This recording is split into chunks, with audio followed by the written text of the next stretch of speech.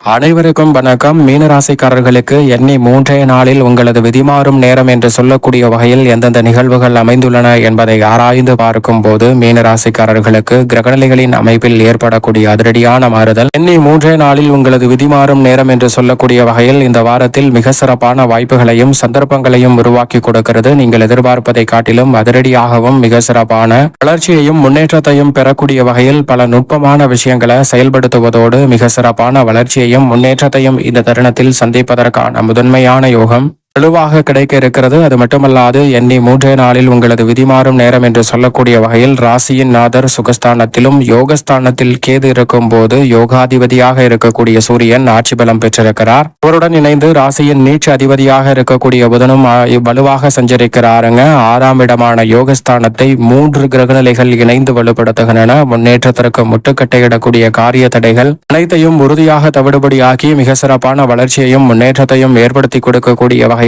6ஆம் இடத்தை 3 கிரகநிலைகள் வலுப்படுத்துவதால் எண்ணி 3 நாளில் நீங்கள் எதிர்பார்க்கக்கூடிய மிக சிறப்பான வாய்ப்புகள் உங்களது விதிமாறும் நேரம் என்று சொல்லக்கூடிய வகையில் நிச்சயமாக மீனராசிக்காரர்களுக்கு கைகூட போகிறது. உதாரணமாக ஒரு கதை ஒன்றை பார்க்கலாம்.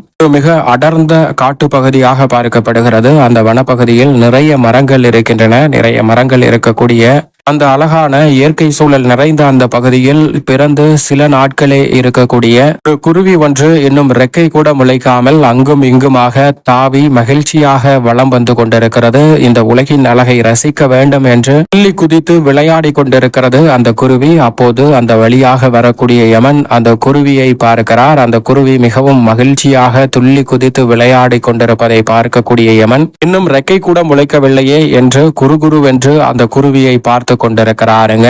அந்த வேளையில் அதற்கு மேல் வட்டமிட்ட பருந்து ஒன்று யமன் குருவியை பார்ப்பதை நன்கு கவனிக்கிறது. கவனித்தது மட்டுமல்லாது யமனின் பார்வை குருவியின் மீது படுவதால் குருவியினுடைய ஆயுள் முடிய போகிறது. எப்படியாவது நாம் அந்த குருவிக்கு ஆயுள் அதிகரிக்கக்கூடிய வகையில் உதவி செய்தாக வேண்டும் என்று உயர்ந்த எண்ணத்தோடு அந்த பருந்து அந்த குருவியை காப்பாற்ற முயற்சி செய்கிறது. ஒரு கட்டத்தில் யமனின் பார்வை குருவியின் மீதிருந்து விலகக்கூடிய வேளையில் சரியாக பறந்து வந்து தன் கால்களில் அந்த குருவியை கவ்விக்கொண்டு உயரே பறக்க ஆரம்பிக்கிறது. யமனின் பார்வையில் இருந்து எப்படியாவது தப்பித்து விட வேண்டும் என்று விரைவாக அதிக உயரம் பறப்பதோடு மட்டுமல்லாது 7 கடல் 7 மலை என்று அதிக நீண்ட தூரம் பறந்து செல்கிறது. யமனின் பார்வை இந்த குருவியின் மீது பட்டுவிடக்கூடாது என்று மிக நீண்ட தூரம் பறந்து வந்த அந்த பருந்து மற்றொரு அடர்ந்த காட்டில் இருக்கக்கூடிய மிகப்பெரிய மரத்தில் ஒரு பொந்தில் அந்த குருவியை பத்திரமாக இறக்கி விடுகிறது. குருவிக்கு தேவையான உணவையும் அங்கு சேகரித்து கொடுக்கிறது.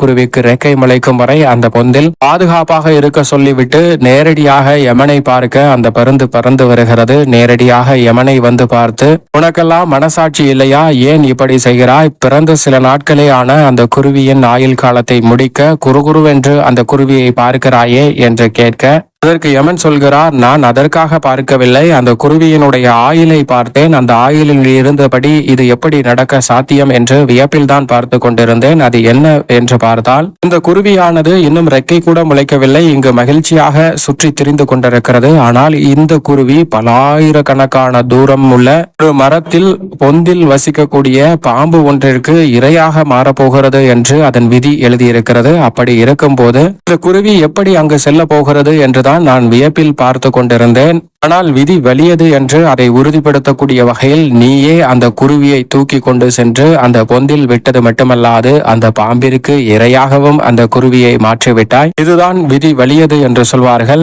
விதிப்படி அனைத்தும் நடந்தது. இப்போது எனக்கு மிகுந்த மகிழ்ச்சியாக இருக்கிறது என்று யமன் சொல்லி கர்வமாக சிரிக்க ஆரம்பிக்கிறாருங்க. அப்போது அந்த பருந்து சொல்கிறது, நான் அந்த குருவியை உன்னிடம் இருந்து எப்படியாவது காப்பாற்றிவிட வேண்டும் என்ற உயர்ந்த நோக்கத்தோடு தான் அந்த குருவிக்கு உதவி செய்தேன். அதுவே விடையாக முடிந்துவிட்டது என்று எண்ணி வருத்தப்படவில்லை. ஏனென்றால் அது ஒரு மாற்று திட்டத்தை வைத்திருந்தது. மிகுந்த ஆணவத்தில் யமன் சிரிக்கும் போது யமனை பார்த்து, நிச்சயமாக நீ இதுபோன்று ஏதாவது சதித்திட்டங்களை தீட்டியிருப்பாய் என்று எனக்கு தெரியும். ஏனென்றால் அந்த குருவியை உன் பார்வையில் இருந்து காப்பாற்றுவதற்காக நான் தூக்கி செல்லக்கூடிய வேளையில் உன் பார்வை என் மீது பதிந்தது. அப்போதே நான் புரிந்து கொண்டேன், என்னை வைத்து மிகப்பெரிய சதித்திட்டம் ஒன்றை தீட்டப் போகிறாய் என்று. அதனால் தான் உன்னுடைய திட்டப்படி உன்னுடைய விருப்பப்படி அங்கு மிக பெரிய தூரத்தில் இருக்கக்கூடிய ஒரு பொந்தில் அந்த குருவியை இறக்கிவிட்டே வந்தேன். ஆனால் வரக்கூடிய வேளையில் அந்த குருவியை எடுத்து எடுத்து எனது ரெக்கைக்குள் மறைத்து பாதுகாப்பாக நான் இங்கு கூட்டி வந்திருக்கிறேன், இதோ அந்த குருவி என்று அந்த குருவியை இறக்கி விடுகிறது பறந்து. அதை பார்த்தவுடன் யமனுக்கு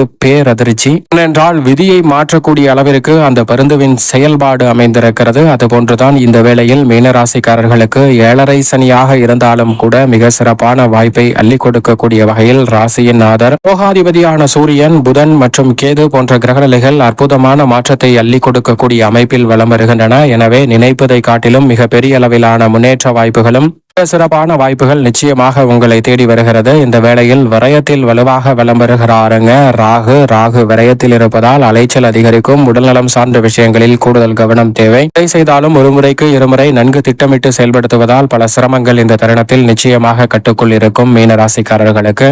ஆனால் யோகஸ்தானமாகிய 6ஆம் இடத்தில் 3 கிரகநிலைகள் வலுவாக வலம் வருகின்றன. ஏனென்றால் மோட்சக்காரகரான கேது 6ல் இருப்பது அமோகமான வளர்ச்சியை அள்ளி கொடுப்பார். கடன் சார்ந்த தொல்லைகள், எதிர்காலத்தை பற்றிய அச்சம், குழப்பமான மனநிலை, வீண் விரய செலவுகள் போன்றவற்றை தவிர்ப்பதோடு உடல்நல ஆரோக்கியத்தையும் திருப்திகரமாக மாற்றுகிறார். இந்த தருணத்தில் வீண் விரய செலவுகள் என்று இருக்கக்கூடிய நிகழ்வுகளை முதலீடாகவும் சுப விரயங்களாகவும் மாற்றிக் கொடுக்க போகிறார். யோகாதிபதியான சூரியன் யோகஸ்தானத்தில் ஆட்சி பலம் பெற்றிருப்பதால் இந்த வேளையில் ஆளுமையும் அதிகாரமும் கொண்ட உயர் பதவிகளும் பொறுப்புகளும் உங்களை தேடி வரும். நீங்கள் எதிர்பார்ப்பதை காட்டிலும் நல்ல நல்ல வாய்ப்புகளும் சந்தர்ப்பங்களும் இந்த தருணத்தில் எளிதில் கைகூடும். வித்யாகாரகரான புதனும் அவருடன் இணைந்து புத ஆதித்ய யோகத்தை ஏற்படுத்தி கொடுப்பதால் நுட்பமாக உணர்ச்சி வசப்படாமல் செயல்படுவதற்கான சந்தர்ப்பம் மீனராசிக்காரர்களுக்கு கிடைக்கிறது. மேலும் இந்த வேளையில் ராசியின் நாதரான குரு பகவான் சுகஸ்தானமாகிய 4ல் வலம் வருவதால் நன்மை நிறைவாக கிடைக்கும் ஒரு அமைப்பாக பார்க்கப்படுகிறது. நீங்கள் நினைப்பதை காட்டிலும் குரு பகவானின் அமைப்பு மிக பெரிய அளவிலான சிரமம், சிக்கல் என்று இருக்கக்கூடிய பல நிகழ்வுகளை தவிடுபடியாக்கி மிக சிறப்பான வளர்ச்சியையும் முன்னேற்றத்தையும் இந்த வேளையில் மீனராசிக்காரர்களுக்கு ஏற்படுத்தி கொடுக்க போகிறது. எனவே பல நெருக்கடிகள் இந்த தருணத்தில் உறுதியாகவே மீனராசிக்காரர்களுக்கு விலகுகிறது. குரு பார்க்கின் கோடி நன்மை என்று சொல்லக்கூடிய வகையில் 8, 10, 12 ஆகிய இடங்களை பார்ப்பதால் பல அஷ்டம பாதிப்புகள் விலகும். தொழில் ரீதியாகவும் உத்தியோக ரீதியாகவும் நல்ல வளர்ச்சி உண்டு. குறிப்பாக சனி பகவான் ஜென்மத்தில் வலம் வரக்கூடிய இந்த வேளையில் ஜென்மசனியால் ஏற்படக்கூடிய பல்வேறு வகையான சிரமம், சிக்கல் போன்றவற்றை முற்றிலுமாக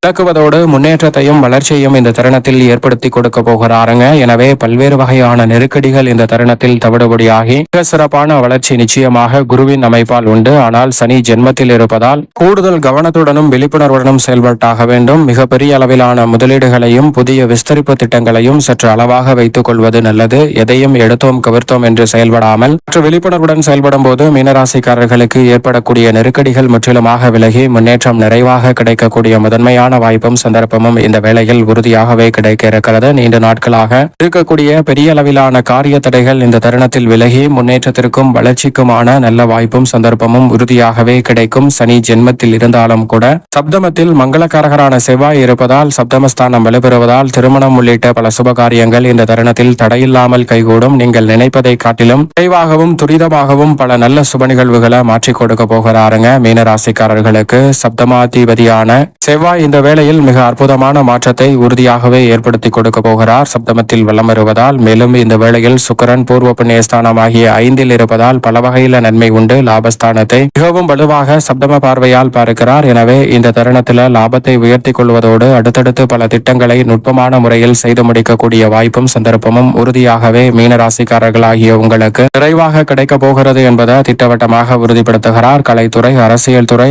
உள்ளிட்ட பல்வேறு வகையான தொழில் ரீதியான, உத்தியோக ரீதியான, துறை ரீதியான பணிகளில் மிக சிறப்பான வளர்ச்சியும் முன்னேற்ற வாய்ப்பும் இந்த தருணத்தில் மீனராசிக்காரர்களாகிய உங்களுக்கு உண்டு. சந்திரன் பல இடங்களில் மாறினாலும் முன்னேற்றத்தை நிறைவாக ஏற்படுத்தி கொடுக்கிறார். மேலும் இந்த வேலையை சாதகமாக மாற்றிக்கொள்ள நிச்சயம் மீனராசிக்காரர்கள் இந்த வேளையில் வாரத்தில் ஏதேனும் ஒரு நாள் விரதமிருந்து அருகாமையில் உள்ள இஷ்ட தெய்வ ஆலயம் சென்று தீபம் ஏற்றி வழிபாடு செய்யுங்கள். தடை தாமதம் தகர்த்தெறியப்பட்டு எண்ணி 3 நாளில் உங்களது விதி மாறும் நேரம் என்று சொல்லக்கூடிய வகையில் அற்புதமான வாய்ப்புகள் உறுதியாகவே கைகூடும் மீனராசிக்காரர்களுக்கு.